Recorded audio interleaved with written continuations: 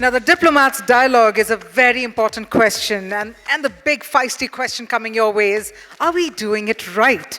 So this is where we're about to unravel the green innovation strategies and climate finance. A very, very pertinent topic. Again, I think the entire agenda has been curated on that note, literally trying to answer that very question that is on our minds. So are we doing it right? Well, let's find it out from our speakers who are about to join us in just a minute. This session will be spearheaded by Divya Sharma, Executive Director, Climate Group. So first up, if I could please invite Divya Sharma to please come on stage. And joining her, if I could please invite first up, Mr. Peter Bertrand, Counsellor, Energy Ministry of Foreign Affairs, Denmark. He, in fact, is here to share his thoughts and on behalf of His Excellency Freddie Swain, Ambassador Danish Embassy to India. So thank you, sir, for joining us. With that, may I also please invite Ambassador, Embassy of Finland, Kimmo Lähdevirta, to please come on stage, sir. May I further please invite Marisa, Gerards, Ambassador, Kingdom of Netherlands to India. And finally, Dr. Sebastian Domzalski, Chargé Affairs, Republic of Poland to India.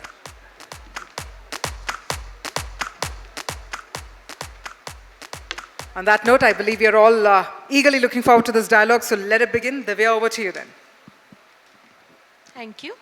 Good evening, everyone.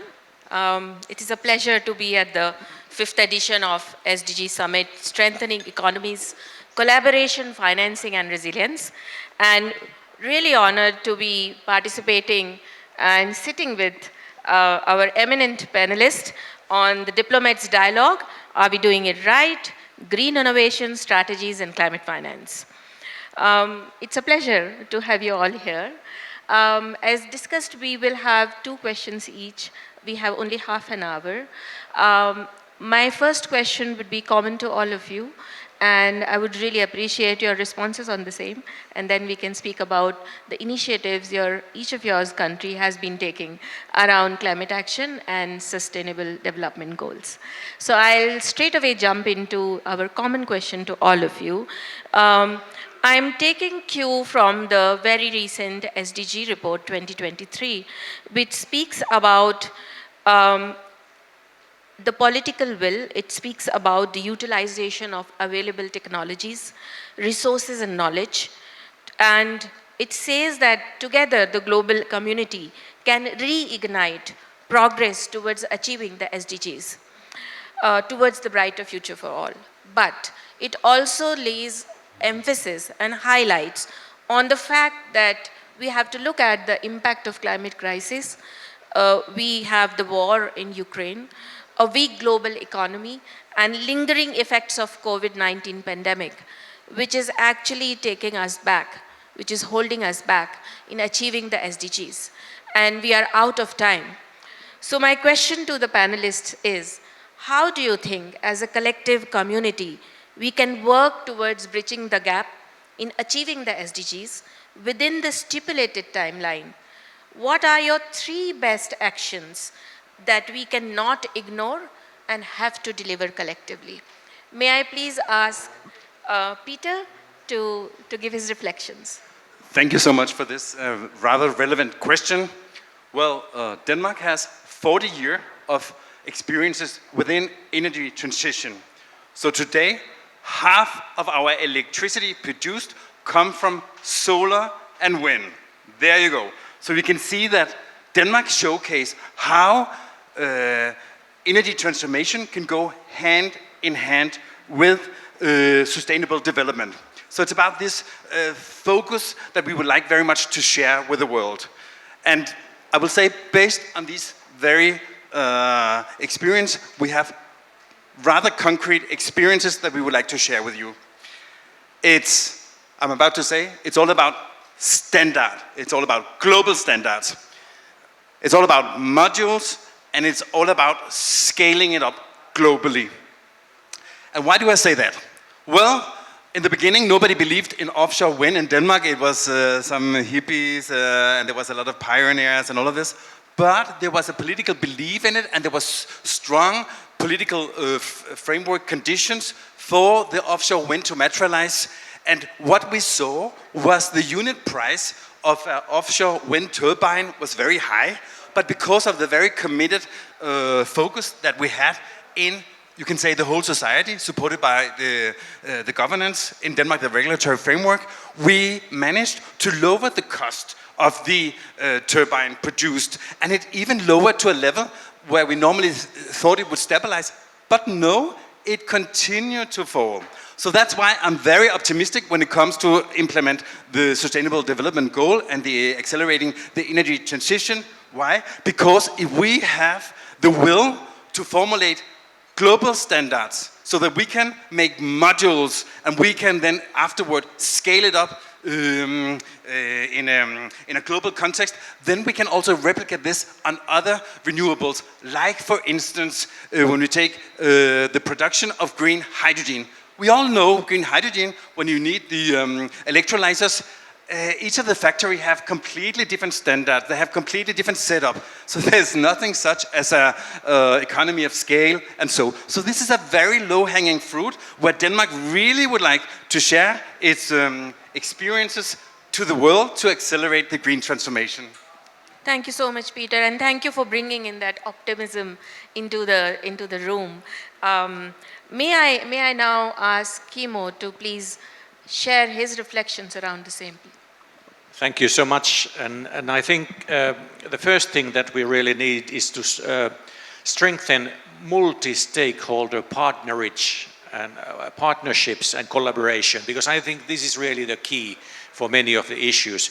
We must facilitate and strengthen partnerships between governments and among governments, civil society, private sector, international organizations, and really to create platforms for sharing dialogue, best practices, and each country's unique strengths. I think the second thing that we need really is to combat climate change, because it's really a key or integral part in sustainable development. And here we must invest in renewable energy, triple its production really, promote energy efficiency, doubling the efficiency from present one, and then work towards carbon neutrality overall.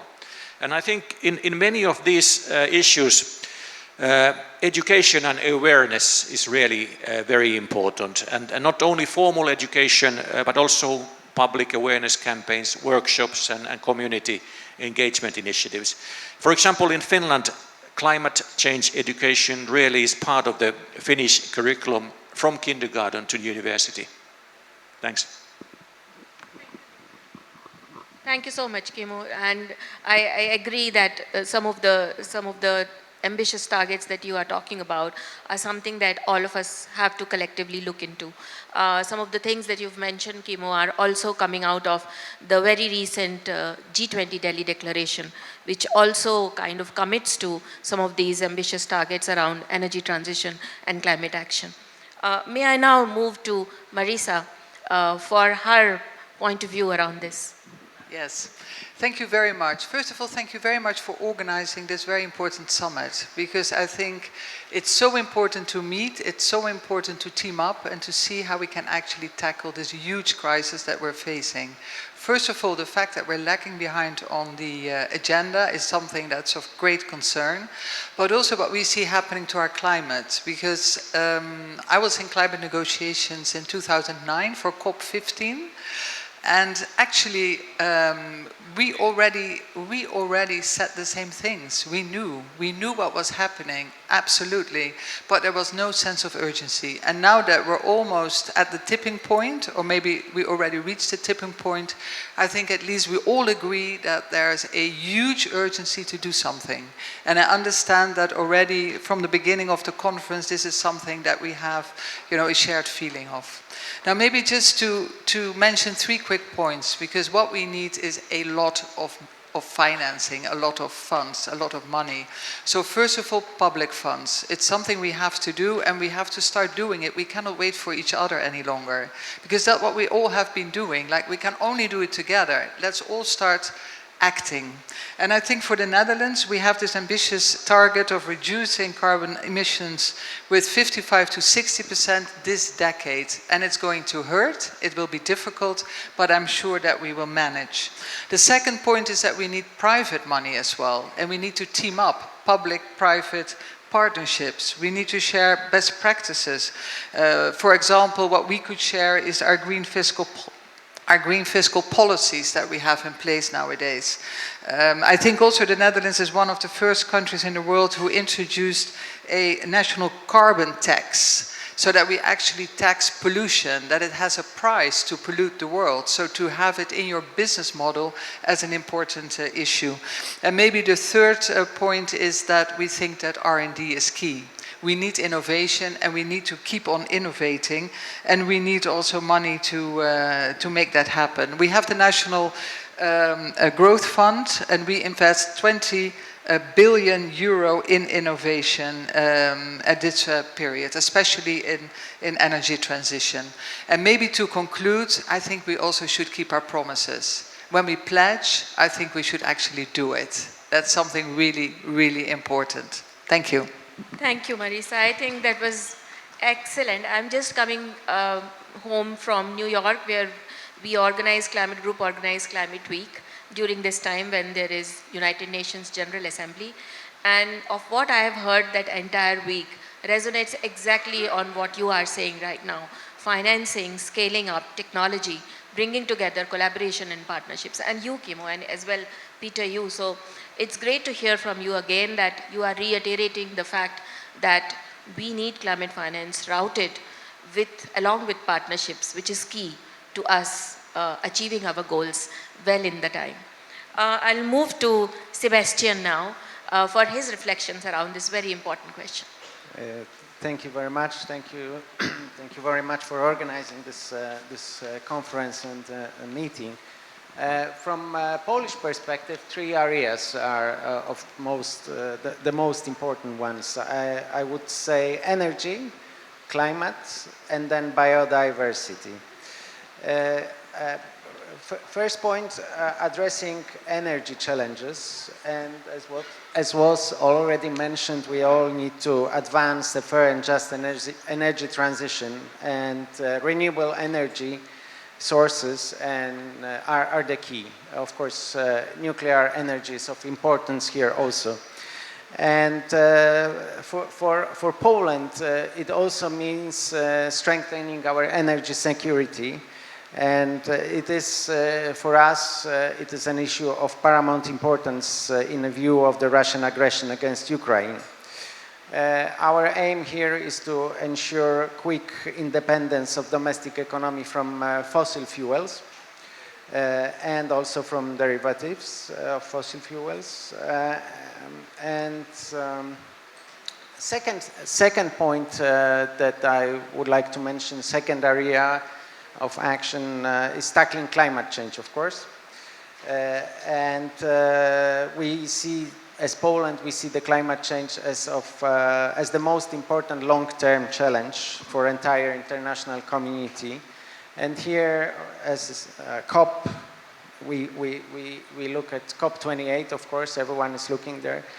And COP28 should push to enhance global climate action. That's no-brainer, of course. But again, coming back to the war in Ukraine, here we see 2 other important goals for COP28 is ensuring food and energy crisis. These 2 issues and the social dimension of the climate policy is also addressed. And in this regard, just transition is a key to achieve sustainable transformation. Building on the Silesian Declaration signed in Poland during COP24 in Katowice, we can ensure public support for long-term emission reductions.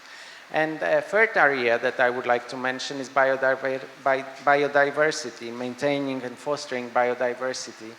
This is also of importance, and we in Poland has a rich and unique nature where forest ecosystems and wetlands play a decisive role.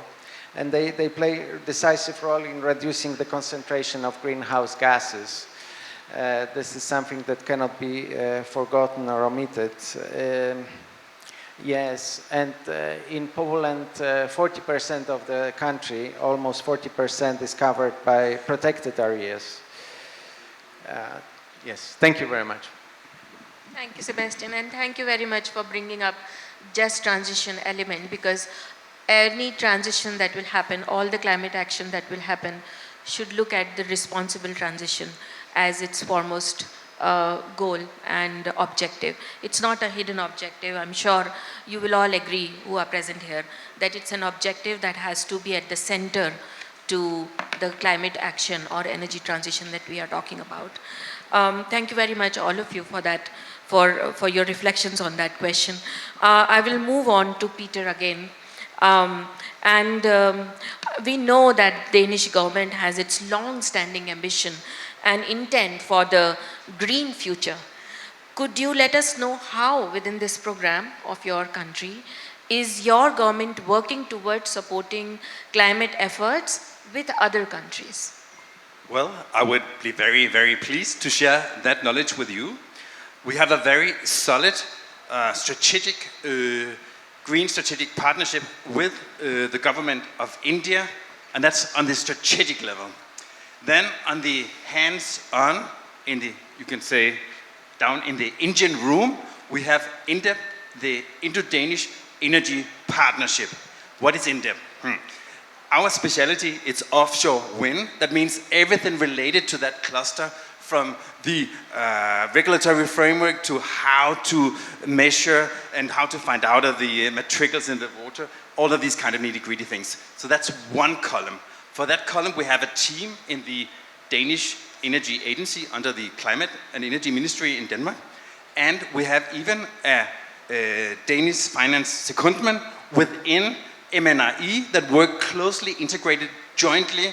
And he's also the head of secretariat for our Center of Excellence on offshore wind and renewable energy. So that's the first column. The second column, it's all about energy planning. If you want really to have efficient energy investment, you cannot have long-term energy planning for only 5 years.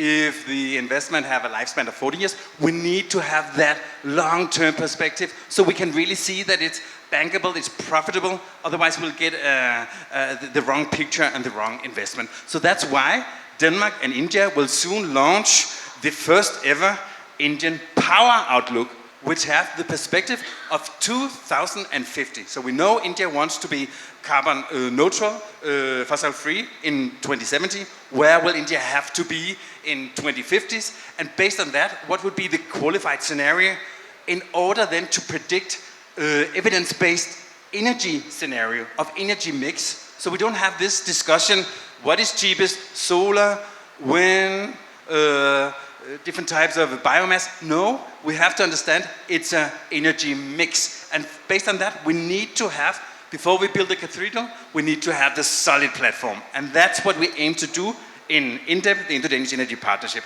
The third one is based on the European experiences that we have on using the energy market as an integrator for renewable energy into the grid. So we use renewable energy as a base load, not fossil fuels as a base load, and then a little bit for fun, solar and wind. No, we turn it around. But in order to do that, we need a well-functioning energy market. Now, India has the biggest energy market in the world, you can say, but unfortunately, only 6% of the electricity is traded for historical reasons in the energy market.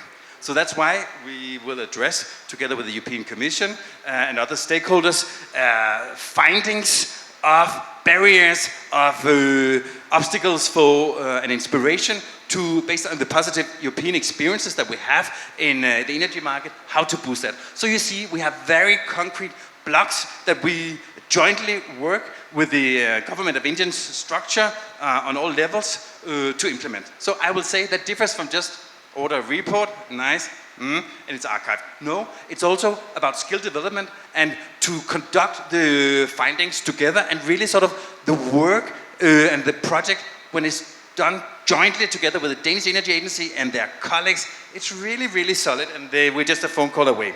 So the very nice picture I would like to just finalize with, it is how, I would almost say, I cannot quote Honorable Prime Minister Modi, but almost, because we admire very much the Indian G20 presidency and the very successful outcome of the G20 presidency, especially in energy transition, where we got a lot of boost for the energy transition, and I will see even for COP28 in December. And what we can contribute with, that's like a little inspiration to all of us. It is, we have in our program, we know there will be no jump, it has to go gradually. So you see, carbon as a coal-fired power plant, today, either it's on or it's off. That means they will never be off, but it's too expensive. So we need to have that capacity to graduate the flexibility of coal-fired power plant. So we're talking about very concrete means in order to actually implement the energy transformation. And that have been conducted very jointly between Danish expert and selected expert in India. So we have that capacity. And already now, these Indian experts have been in Vietnam sharing their skills how to make flexibility in carbon-fired power plant. And I think that was actually very much what the Indian G20 presidency on energy transition was about. You have the declaration text, but also for each of the priorities that we have like a pilot project, something concrete that we can use and scale up afterward. So that was my final word. Thank you very much. Thank you so much for telling us all about the work that you are doing. I think India is all about collaborative leadership, and to have your government work with our government together towards common goal is an excellent venture. Kimmo, coming to you. Finland has passed arguably the world's most ambitious climate target into law. It aims to be the first developed country to reach net zero in 2035 and net negative by 2040. What will be the key enabler to achieving this target? How has the country mobilized finance to make this happen? And with many versions of COP being ineffective on climate diplomacy, what are the lessons world can learn from Finland? Thank you. Good question. I think the starting point, of course, is strong political will to make it happen. But to get there in practice, we have, for example, created climate roadmaps. These are developed by industries themselves, so that companies aim to provide solutions required to climate tackle change. And this really has paved the way for a unique effort between the public and private sector to work towards a common goal. And also these roadmaps, of course, help the government to understand better the sectoral needs that a carbon neutrality target requires. Secondly, I would raise circular economy also. And Finland was the first country in the world to create also a roadmap to a circular economy in 2016. Since then, for example, Finnish Independence Jubilee Fund, Sitra, has organized yearly the World Circular Economy Forum, which took place this year in Helsinki. Thirdly, I would raise renewable energy transition. And Finland certainly has made significant investments in renewable energy sources, particularly wind and biomass. And really one of our targets is to end the use of coal in energy production by 2029 and fossil oil in heating by 2030. Fourthly, perhaps I would raise sustainable forestry and land use, because Finland really is the most forested country in Europe. And our prosperity is based on our expertise in using this renewable natural resource in a sustainable way. We manage the balance between sustainability and utilization with our forest legislation, government decisions and certification, extensive nature management of commercial forests, and of course conservation. And finally, I would raise community engagements, because many Finnish cities and municipalities actually have taken local action and set even more ambitious climate goals than the national one. And for example, Lahti is a leading green city in Finland. The city stopped using coal already in 2019, and the city's district heating is now emission-free. And only 1% of its waste ends up in landfill. So here are perhaps some of the answers. Thank you, Kimmo. It was great to learn about the efforts around conservation, nature-based solutions, circular economy, besides other things that Finland is taking into account. Marisa, I have the next question to you. In 2022, last year, Netherlands and India marked 75 years of bilateral relationship between these two countries by announcing water, climate, agriculture and energy as its focus. What interim, short and medium-term actions are being planned between the two countries on bilateral cooperation to help achieve SDGs? Yes. Yes, thank you very much. That was a great celebration. I was very sorry to only arrive when the year was over, but this year it's 76 years of friendship and diplomatic relations. Yeah, so those four sectors, water, climate, agriculture and energy, and we have innovation as a cross-cutting issue in all the four sectors, very important. And we work closely together with India. I thought instead of giving you the policy objectives, I give you 4 examples to make it very practical. For example, we, the Netherlands, we team up with the Ministry of Science and Technology on research and innovation. We promote green innovation together. Last year we decided on a multi-year program on climate smart agriculture. This was co-funded by, on the one hand, Dutch funds from the Dutch Research Council, but also funding from your Department of Biotech. So it's really something that we're doing together. And it's very practical. It's actually researchers who look into very practical questions. Like, for example, how do we grow tomatoes and rice in an increasingly hot climate? And then they come up with solutions that can really be implemented straight away. Then maybe the second point, it was already mentioned, I think, by the other 2 speakers before me, is energy transition. We all know that this is of the utmost importance to make that transition. We team up with the Ministry of Renewable Energy. We focus on green hydrogen. We will have the World Summit on Hydrogen in Rotterdam this year, and there together with India we will organize activities. Then maybe third, the Dutch financial sector. It's also a sector that actually should chip in and do something about its carbon footprint, transparency to start with. We have the climate agreement. Our Dutch financial sector is very active. We work together also with India on different platforms to promote initiatives to green the financial sector. And then the last, but actually not the least, I was even surprised myself, being an ambassador only here for 6 weeks, I'm learning every day. We have a development bank, the FMO. I don't know if people in the audience have heard of the FMO. They have a portfolio here in India of more than 1 billion euros. And half of it is invested in green climate and in energy transition. So those are 4 examples. Thank you. Thank you very much. And Peter was also speaking about our 2070 target, but a lot of our interim targets are as close as 2030 and 2045. So I think these bilateral collaborative efforts between the 2 countries are actually going a long way in helping us achieve our targets. Both countries taken together. Thank you so much for those remarks. Sebastian, my question to you, please. So India and Poland are said to have several similarities. Both have democratic government structures and common objectives, including sustainable development, socio-economic prosperity, green energy, technological investments, to name a few. And what can the world learn from the 2 countries on green innovation? And if I may ask, what does our bilateral relationship between the 2 countries promise on achievement of sustainable development goals?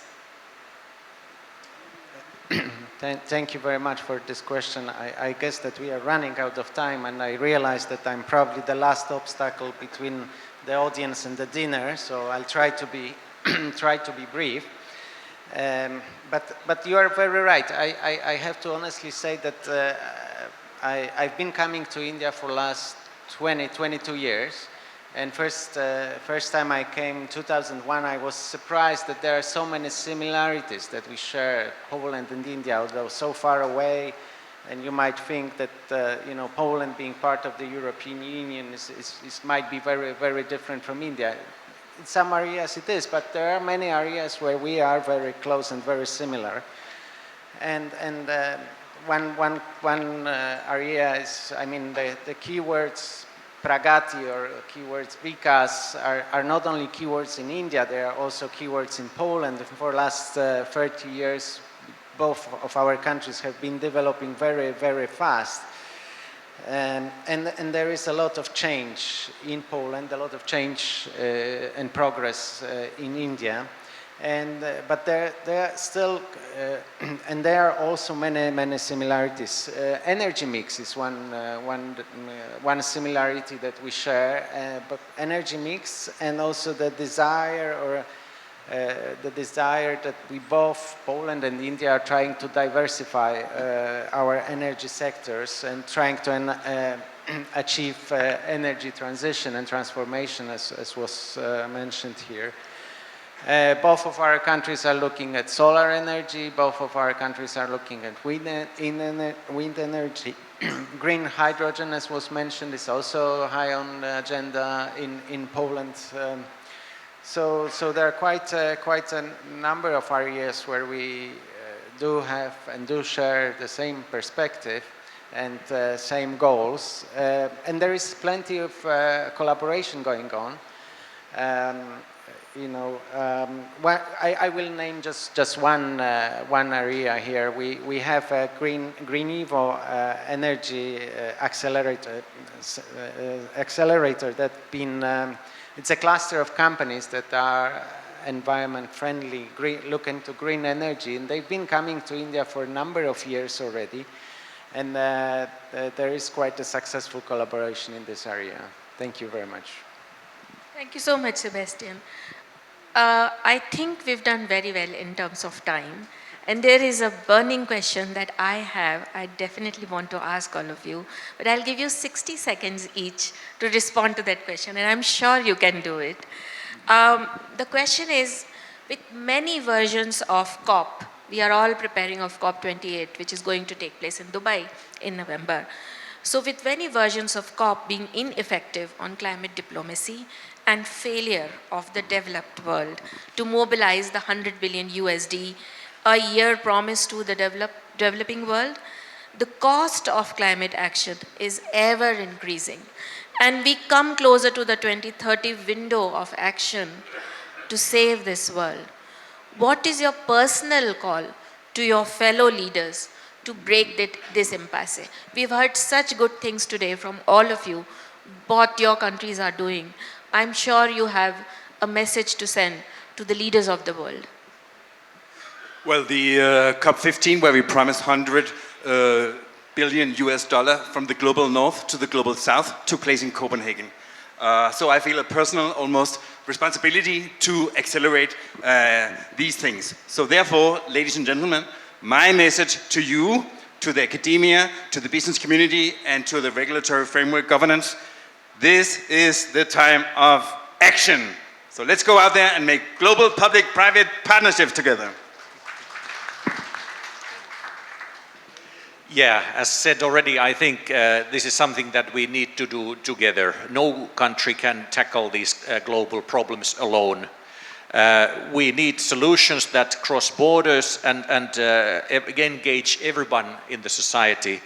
For its part, Finland, for example, has set up a joint climate fund with the International Finance Corporation to invest in developing countries to develop the technologies here. But another thing I want to mention is to involve the youth, which I think is really essential, because their involvement helps to ensure that the climate action is informed, inclusive, and forward-looking. Thanks. Thank you, Marisa. Yes, let me take it from there, because I think the youth is actually involving us. Because on a daily basis, in my country, they're demonstrating, they're gluing themselves to the tarmac. They are suffering from climate stress. About 25% in our country is being depressed of the fear they have of what's happening to the world. So I think that's such a wake-up call for all of us. And I think Secretary General Guterres, he said, I think, wasn't it this year? I just Googled him and I saw that he said humanity has opened the gates of hell. And I think this is actually such a huge and strong warning that there's only one thing we can do, and let me echo my friend from Denmark. We have to mobilize funds, we have to join forces, and we have to act, and we have to act now. Really, no time to waste.